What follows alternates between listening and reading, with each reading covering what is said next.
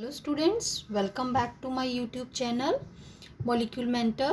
So in this video we will discuss about the stoichiometry based calculation. Okay, so what is the meaning of stoichiometry? This stoichiometry that deals with the calculation of masses of reactants and the products in a balanced chemical reaction. ठीक है, mean to से एक balanced chemical reaction में reactants और products जो हैं उनका by mass क्या रिलेशनशिप है आपस में. सो ये सारी चीज़ें हमें स्टिशियोमेट्री से पता चलती हैं, किसी भी रिएक्शन की स्टिशियोमेट्री से पता चलती हैं. ठीक है, so when a chemical reaction that is written in the form of a balanced chemical reaction, it gives quantitative relationship between various reactants and products in terms of moles, masses, molecules and volumes. So quantitative relationship का मतलब कि ये quantitatively हमें बताता है कि कितना amount reactant का दूसरे रिएक्टेंट से रिएक्ट करेगा और कितना अमाउंट जो है वो प्रोडक्ट का फॉर्म होगा. यानी कि एक रिएक्शन में जितने भी रिएक्टेंट्स होंगे वो by weight, by volume, by moles कैसे एक दूसरे के साथ रिएक्ट करते हैं in a balanced chemical reaction. So this will be more clear to you by taking this example.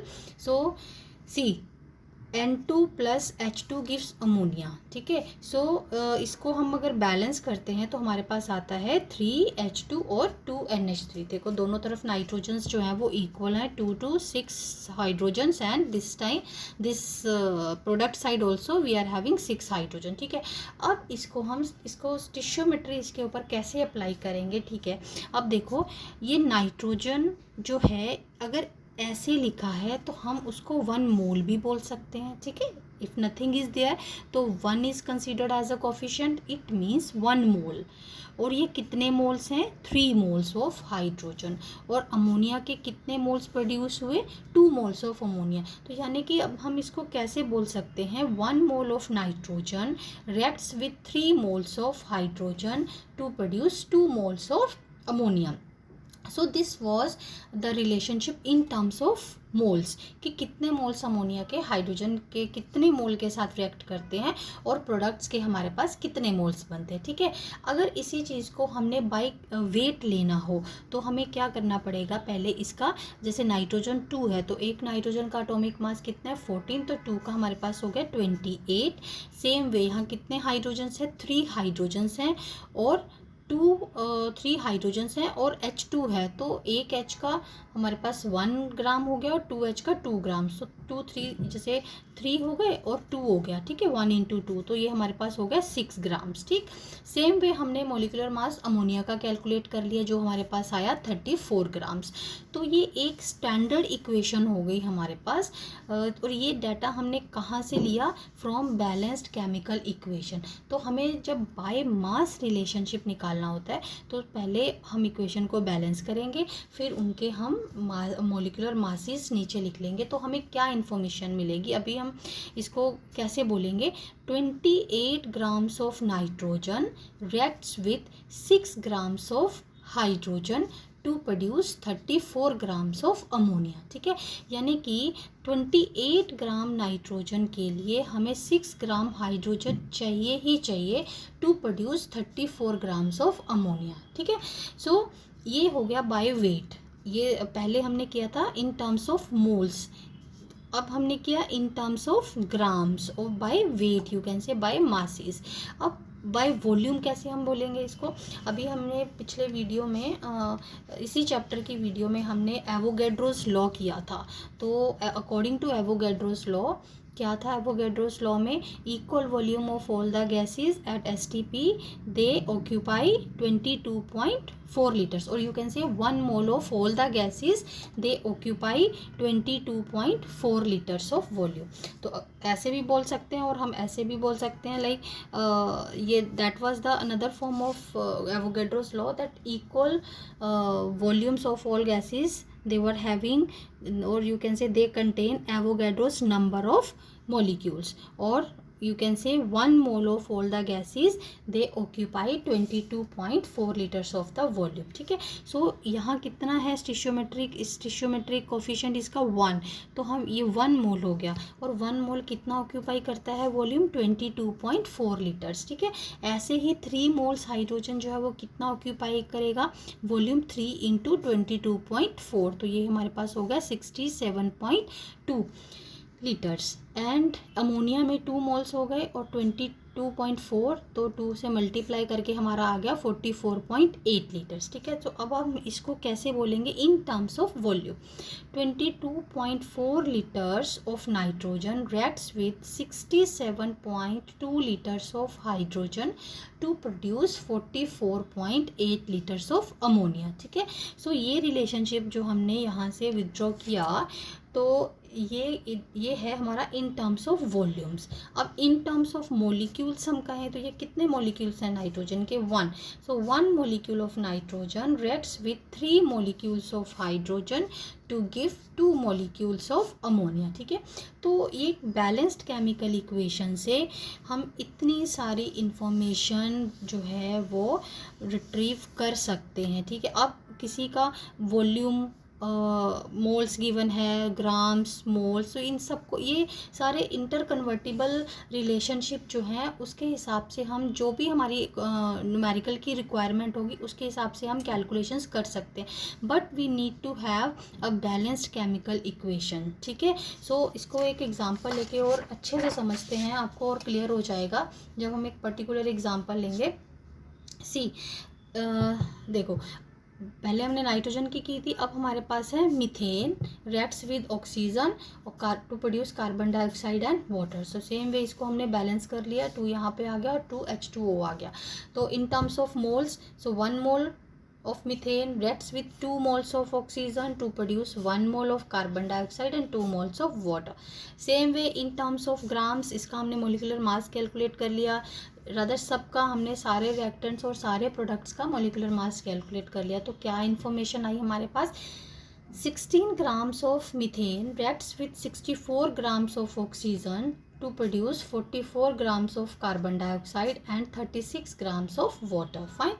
और in terms of liters, 22.4 liters of methane reacts with 44.8 liters of oxygen to produce 22.4 liters of carbon dioxide and 44.8 liters of water. Fine. Same way in terms of molecule, 1 molecule of methane reacts with 2 molecules of oxygen to give 1 molecule of carbon dioxide and 2 molecules of water. ठीक है, सो चाहे कैसी भी हमारे पास balanced chemical equation हो, ये सारी information उससे हम लिख सकते हैं. ठीक है, लेकिन जो हमें रिक्वायरमेंट किस हिसाब से हमारे न्यूमेरिकल की रिक्वायरमेंट है, हम उसी हिसाब से उसकी इंफॉर्मेशन पहले स्टैंडर्डाइज करके लिखेंगे. ठीक है, अब from these relationship the given data is interconverted as follows.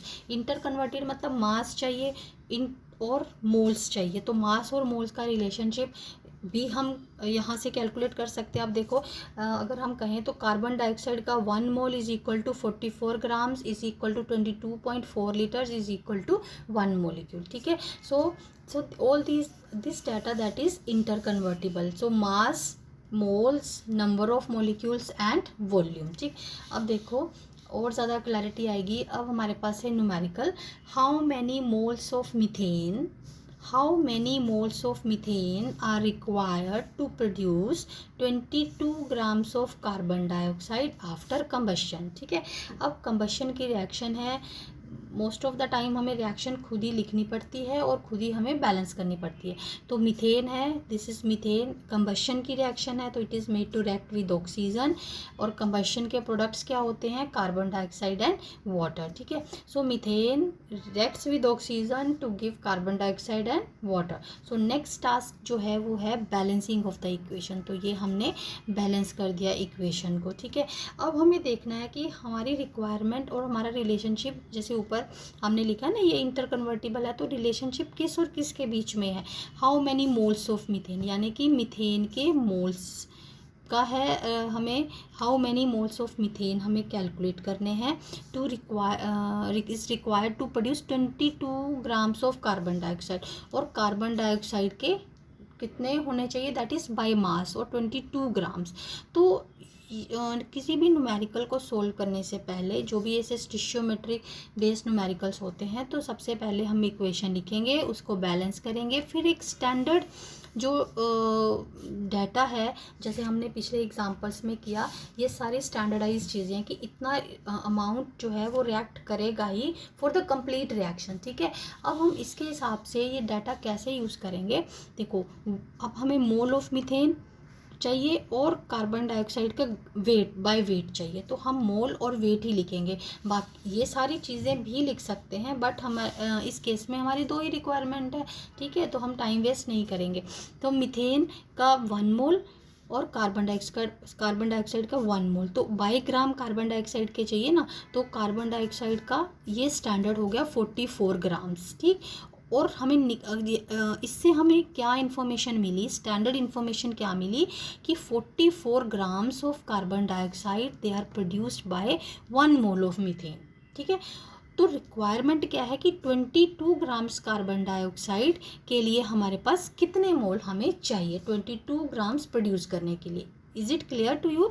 अब न्यूमेरिकल क्लियर है कि कितने मोल्स मीथेन के चाहिए कि हमारे पास 22 ग्राम्स कार्बन डाइऑक्साइड बन जाए, तो उसके लिए हमें स्टैंडर्ड चाहिए ही था। तो इसीलिए हमने कार्बन डाइऑक्साइड के पहले एक स्टैंडर्ड इक्वेशन के हिसाब से स्टिशियोमेट्रिक कैलकुलेशंस के यू कैन से स्टिशियोमेट्री के हिसाब से हमने स्टैंडर्ड उसके डाटा जो है वो विथड्रॉ कर लिया इससे। ठीक है, तो हमारे पास जो है वो 44 ग्राम्स कार्बन डाइऑक्साइड, तो हमने इक्वेशन लगा दिया 44 grams of carbon dioxide that is produce from 1 mole of methane and 22 grams of carbon dioxide that will be produce from, so by calculating we are having here 0.5 moles. ठीक है, सो इस हिसाब से हम कैलकुलेशंस कर सकते हैं based upon the stoichiometric based calculations. So सबसे इजी ये न्यूमेरिकल्स बहुत ही इजी हैं, सो उसको इजी हैं, बट हमें ये वाला टास्क करना ही पड़ेगा।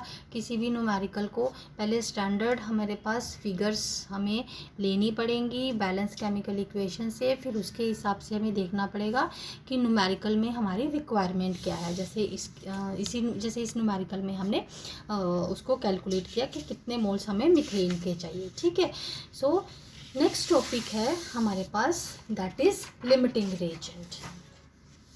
अब what is the meaning of a limiting reagent.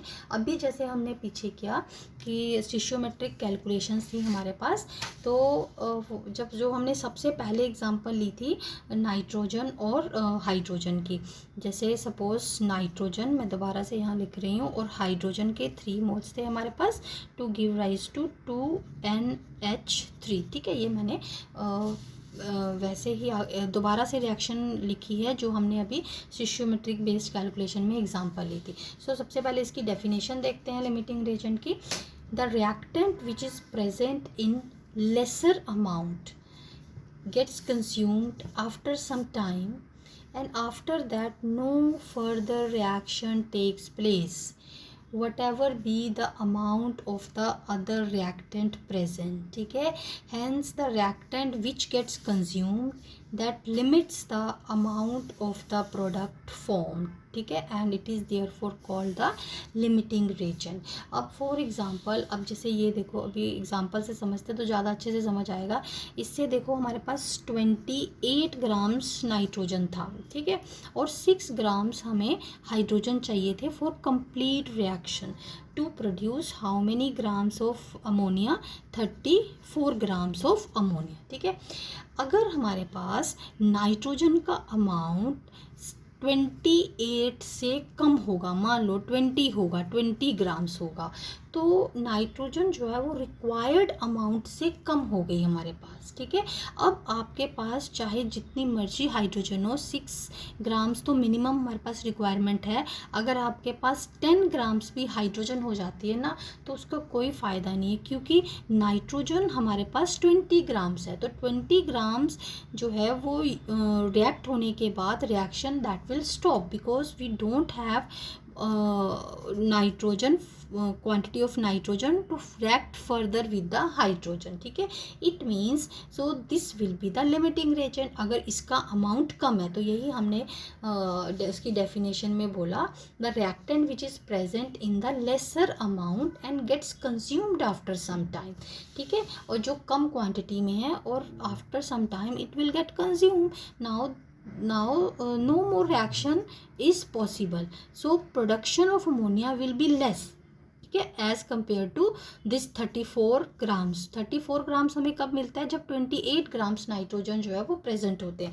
लेकिन अब हमारे पास मान लीजिए 20 ग्राम्स है, तो ये एक लिमिटिंग रेजेंट हो गया क्योंकि वो रिक्वायर्ड क्वांटिटी से उसकी क्वांटिटी कम है, and it also limits the production of the products also. ठीक है, अब लिमिटिंग रेजेंट जो है हम दो तरीके से डिटेक्ट कर सकते हैं. लाइक फर्दर फर्स्ट है हमारे पास to calculate the amount of the product that would be produced if each of the reactant were completely converted into the products. और simply हम कहें तो limiting reagent जो है वो हम in terms of products के भी डिटेक्ट कर सकते हैं और in terms of reactant भी डिटेक्ट कर सकते हैं. अब in terms of products इसी एग्जांपल को दोबारा से देख इसी एग्जांपल की ही हम इसमें एग्जांपल ले लेते हैं. Suppose in terms of products देखना है हमें. ठीक है, अगर ये तो मिनिमम हमारे पास 34 कंप्लीट रिएक्शन से बन रहा है. अभी जैसे हमने 20 ग्राम नाइट्रोजन की एग्जांपल ली थी कि हमारे पास सिर्फ 20 ग्राम ही नाइट्रोजन है, तो 20 ग्राम नाइट्रोजन ही रिएक्ट कर पाएगा हाइड्रोजन के साथ. तो 20 ग्राम नाइट्रोजन के अकॉर्डिंगली जो अमोनिया बनेगा that will be less amount. ठीक है, that will B you can से लेस देन 34 ग्राम्स. वो 34 ग्राम से कम होगा. ठीक है, सो इट मीन्स कि इसने nitrogen limits the production of the products, quantity of the products. तो नाइट्रोजन हमारे पास लिमिटिंग रेजेंट हो गया. और ऐसे ही अगर हाइड्रोजन भी हो, अगर ये 28 ग्राम हो और हाइड्रोजन हमारे पास 6 ग्राम से कम हो, तब भी हमारे पास अमोनिया की जो क्वांटिटी है वो 34 ग्राम से कम बनेगी. In that case hydrogen will be the limiting reagent. ठीक है, सो फर्स्ट ऑफ ऑल हम पहला हमने देखा कि इन टर्म्स ऑफ प्रोडक्ट्स हम कैसे डिटेक्ट कर सकते हैं लिमिटिंग रेजेंट. सो आप दोनों पहले तो हमें स्टैंडर्डाइज करना ही पड़ेगा इक्वेशन को. ठीक है, और स्टैंडर्ड वैल्यूज़ हमें चाहिए ही. स्टैंडर्ड वैल्यूज़ मीन्स कि minimum how many grams of the reactants they react with each other to give how many grams of the products. ठीक है, देन अकॉर्डिंगली हमें देखना पड़ेगा कि दोनों रिएक्टेंट से प्रोडक्ट कितना बनता है. ठीक है, अगर 20 ग्राम से कितनी प्रोडक्शन है, इसकी 6 ग्राम से कितनी प्रोडक्शन है. ठीक है, तो जिस रिएक्टेंट के हिसाब से प्रोडक्ट का अमाउंट कम आएगा वही रिएक्टेंट जो होगा वो लिमिटिंग रेजेंट होगा. ठीक है, अब ये तो हो गया हम इसका लिमिटिंग रेजेंट डिटेक्ट कर रहे हैं इन टर्म्स ऑफ प्रोडक्ट्स. ठीक है, देन ये मैंने ये कंक्लूड करके लिखा भी है यहाँ पर, the reactant that gives the smallest amount of the product. ठीक है, is the limiting reagent and will be completely consumed. ठीक, so in terms of product हम ऐसे लिमिटिंग रेजेंट को डिटेक्ट कर सकते हैं. और फिर दूसरा तरीका है हमारे पास in terms of reactant. In terms of reactant फिर से हमें बैलेंस केमिकल इक्वेशन लिखनी है. सेम वे हमें उसकी प्रॉपर मिनिमम ग्राम्स कितने रिक्वायर्ड हैं रिएक्शन के लिए वो लिखने हैं. अब जैसे अगर 28 ग्राम्स रिक्वायर्ड है, तो जैसे मैंने पहले भी एग्जांपल ली कि 20 ग्राम्स ये नाइट्रोजन प्रेजेंट है, तो nitrogen now it is present less than the required amount. Requirement हमारी क्या है 28 ग्राम्स मिनिमम, और उससे कम अमाउंट में प्रेजेंट है. ठीक है, so that will be the limiting reagent. Simply by you can say by calculating the minimum amount of reactant required. ये हमने पहले कल कर लिया था कैलकुलेट कि मिनिमम जो हमारे पास रिक्वायरमेंट क्या है नाइट्रोजन की 28 ग्राम्स. ठीक है, with respect to each other means this is 6 grams minimum requirement of hydrogen and here 28 grams of nitrogen which is required minimum requirement for the reaction to take place. ठीक है, by stoichiometric calculations. तो amount of reactant which comes less than the amount of the other reactant. ठीक है, so it means ये हमारे पास nitrogen हो गया 28 grams which is less than the required quantity, it means this is the limiting reagent. ठीक है, simply मैं दोबारा से एक बार कंक्लूड कर रही हूँ, इन टर्म्स ऑफ प्रोडक्ट हमें लेना है तो दोनों रिएक्टेंट की जो भी क्वांटिटीज़ गिवन है उससे हम प्रोडक्ट का बाय मास कैलकुलेट करके देखेंगे, और जिस रिएक्टेंट से प्रोडक्ट कम बनेगा वही हमारा लिमिटिंग रिएजेंट होगा। ठीक है, now in terms of reactants, अब इन टर्म्स ऑफ रिएक्टेंट सबसे पहले हम स्टिशियोमेट्रिक कैलकुलेशन से एक मिनिमम रिक्वायरमेंट जो है रिएक्टेंट की वो कैलकुलेट कर लेंगे, फिर जो भी गिवन होगा इफ़ द अमाउंट ऑफ, और you can say the reactant whose amount is less than the required amount. ठीक है, सो जो भी मिनिमम रिक्वायरमेंट से कम है तो उसी रिएक्टेंट को हम लिमिटिंग रिएजेंट बोलेंगे। ठीक है, सो दिस इज कि हाउ वी कैलकुलेट और how we detect the limiting reagent in a reaction. Now let's take one or two numericals so that it is clear to you how to detect numerically the limiting reagent. See, the statement is, what is the maximum amount of SO3 that could be obtained from 25 grams of SO2 and 6 grams of O2 by the following reaction. अब reaction हमें given है SO2 made to react with oxygen and this is balanced 2 SO2 O2 and 2 SO3, ये हमारे पास आ गई balance chemical reaction. अब हमें करना क्या है, हमें लिमिटिंग रिएजेंट डिटेक्ट करना है इस रिएक्शन में। अब गिवन क्वांटिटीज़ क्या है, SO2 की है 25 ग्राम्स और ऑक्सीजन की है 6 ग्राम्स, लेकिन ये तो गिवन क्वांटिटीज़ है, उससे पहले हम स्टिशियोमेट्रिक कैलकुलेशंस करेंगे। सो बैलेंस केमिकल इक्वेशन, जैसे ही मैंने पहले बताया था, इक्वेशन शुड बी बैलेंस। ठीक है, अगर बैलेंस नहीं दी है तो आपको खुद करनी पड़ेगी।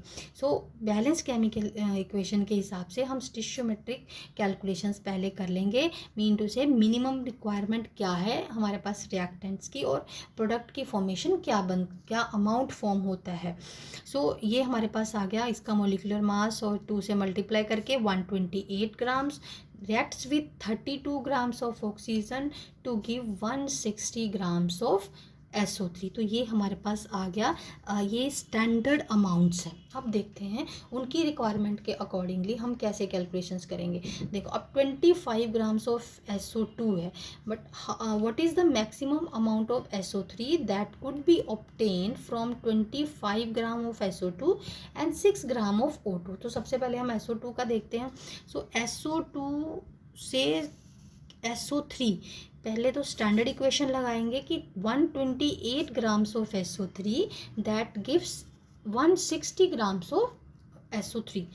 128 gram of SO2 gives 160 grams of SO3। तो 20 grams of SO2 that will produce how much SO3, that is 31.25 grams of SO3। ठीक है, सो अब जितना रिक्वायरमेंट था, जितना हमें गिवन क्वांटिटी थी SO2 की हमारे पास, उसके हिसाब से हमने प्रोडक्ट का अमाउंट कैलकुलेट कर लिया। अब दूसरी क्वांटिटी के हिसाब से प्रोडक्ट का अमाउंट कैलकुलेट कर लेंगे। 32 grams of oxygen gives 160 grams, 32 grams of oxygen gives 160 gram of SO3। ठीक है, ये हमने लिख लिया। तो how much they are asking for 6 grams, 6 gram of oxygen that will produce 30 grams of SO3। तो 25 ग्राम SO2 से अब हमने ये दोनों रिजल्ट्स कंपेयर करने हैं। 25 ग्राम SO2 से हमारे पास 31.25 SO3 बन रहा है, और 6 ग्राम ऑफ O2 से हमारे पास 30 ग्राम ऑफ SO3 बन रहा है। ठीक है, अब SO3 जो है वो किससे कम बन रहा है, प्रोडक्ट की जो प्रोडक्शन है, प्रोडक्ट का अमाउंट है, वो किस क्वांटिटी से कम बन रहा है, 25 ग्राम SO2 रिएक्टेंट से या 6 ग्राम SO2 रिएक्टेंट से। So obviously that is clear from this कि O2 की जो है, जो 6 ग्राम O2 है, that gives only 30 grams of SO3। तो हमारे पास लिमिटिंग रिएजेंट कौन सा होगा, O2 will be the limiting reagent because it produced less amount of products as compared to the 25 grams of as compared to the 25 grams of SO3। ठीक है, that was given। So in this way we analyze the limiting reagent in terms of the quantity of the products produced by the given quantity of the reactants. ठीक है, जो कम product देगा, कम quantity of product देगा, वही reactant जो है that will be the limiting reagent. ठीक है, अब नेक्स्ट न्यूमेरिकल में देखें क्या है स्टेटमेंट इसकी. If 20 grams of calcium carbonate is treated with 20 grams of HCl, how many grams of CO2 can be produced according to the reaction? Identify limiting reagent. ठीक है, अब फिर से हमें रिएक्शन लिखनी पड़ेगी. Reaction is not given. तो calcium carbonate treated with HCl means it is made to react with HCl. तो कैल्शियम कार्बोनेट और HCl की प्रोडक्शन रिएक्शन से क्या प्रोड्यूस होता है? Calcium chloride, water and carbon dioxide. ठीक है, फिर से हम स्टिशियोमेट्रिक कैलकुलेशन से इनके गिवन जो भी है कितने मिनिमम क्वांटिटीज़ जो रिएक्ट करती हैं दोनों रिएक्टेंट की आपस में, वो कैलकुलेट कर लेंगे और प्रोडक्ट कैलकुलेट कर लेंगे. इसका भी आप कैलकुलेशन में कर सकते हो, बट टू सेव टाइम कि हमें किस किस की रिक्वायरमेंट है, कैल्शियम कार्बोनेट, HCl और कार्बन डाइऑक्साइड. तो इन तीनों की हमने यहाँ पर लिख ली. ठीक, अब हमें क्या देखना है कि 20 ग्राम्स कैल्शियम कार्बोनेट कितना HCl प्रोड्यूस करता है. तो 100 ग्राम्स हमारे पास कितना प्रोड्यूस कर रहा है? 100 gram calcium carbon is treated with 20 gram of HCl. ठीक है, तो how many grams of carbon dioxide can be produced according to the reaction. अब ये है, see 20 gram of calcium carbonate require 73 gram of HCl. अगर 100 gram calcium carbonate है तो उसके हिसाब से हमें 73 ग्राम HCl चाहिए. तो 20 ग्राम्स के लिए कितना HCl चाहिए? 14.6 ग्राम्स. ठीक है, ये हमने क्या किया कि 20 ग्राम हमारे पास कैल्शियम कार्बोनेट है, उसके हिसाब से कितना HCl ये लगेगा 20 ग्राम्स के लिए. ठीक है, अब एक्चुअल अमाउंट HCl का क्या गिवन है? 20 ग्राम्स. तो 20 ग्राम कैल्शियम कार्बोनेट के लिए 14 ग्राम HCl चाहिए, लेकिन एक्चुअल अमाउंट हमारे पास 20 ग्राम्स है. तो यानी कि HCl का अमाउंट जो है वो इस क्वांटिटी से, जो रिक्वायर्ड क्वांटिटी से जो 20 ग्राम के लिए चाहिए उससे बहुत ज़्यादा है. 20 ग्राम्स है, एक्सेस में है यानी कि ये हमारे पास. सो अगर ये HCl 20 ग्राम्स एक्सेस में है, इट मीन्स कि कैल्शियम कार्बोनेट हमारे पास लिमिटिंग रिएजेंट हो गया.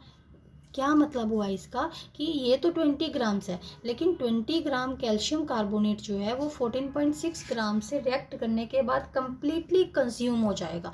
सो उसके बाद कोई भी प्रोडक्ट की प्रोडक्शन पॉसिबल नहीं है. ठीक है, आप कितना उसके बाद कितने भी क्वांटिटी हम HCl की इंक्रीज़ कर दें, जैसे कि यहाँ 20 ग्राम है, लेकिन 20 ग्राम में से सिर्फ 14.6 ग्राम ही यूटिलाइज हो पाता है क्योंकि कैल्शियम कार्बोनेट का अमाउंट लिमिटेड है. ठीक है, so this will be the limiting reagent. ठीक, अब नेक्स्ट हमारे पास क्या रिक्वायरमेंट थी, देखें क्या है. We have to produce means how much carbon dioxide will be produce. अब देखो कार्बन डाइऑक्साइड किसके अकॉर्डिंगली प्रोड्यूस होगी? 20 ग्राम कैल्शियम कार्बोनेट के अकॉर्डिंगली. ठीक है, not according to the 20 gram HCl, क्योंकि ये तो बाकी जो बच जाएगा वो अमाउंट तो एज सच रहेगा, that is not going to react to produce carbon dioxide, क्योंकि कैल्शियम कार्बोनेट ही हमारे पास फिनिश हो जाएगा. तो उसके बाद कोई रिएक्शन ही नहीं होगी because this is the limiting reagent. अब देखो 100 grams of calcium carbonate produces 44 grams of carbon dioxide. Then 20 grams produces how much carbon dioxide? In this way we calculated. So that is 8.80 grams of carbon dioxide. So 8.80 grams of carbon dioxide will be produced by 20 gram of calcium carbonate. Is it clear?